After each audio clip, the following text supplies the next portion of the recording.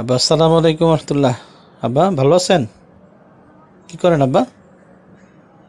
ওয়ালাইকুম আসসালাম রহমতুল্লাহ। নাচি দেখো না, কি বলবো বলো? বুঝলাম না আব্বার আবার কি হলো আজকে। না আব্বা, বলতেছিলাম যে নাস্তা খাইছেন নাকি, নাহলে চলেন নাস্তা খাই একসাথে। তোমার কি ঠান্ডা লাগছে নাকি টের পাও না? আগে গোসল করাও।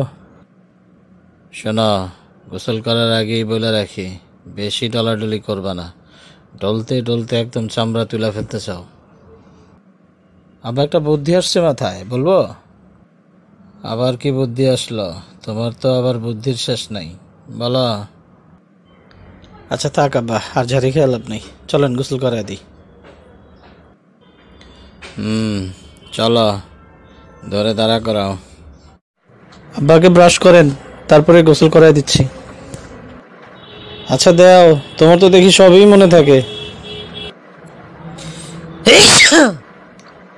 বাবারে, এখনই তো কইল যে উল্টা জন ধরছিল।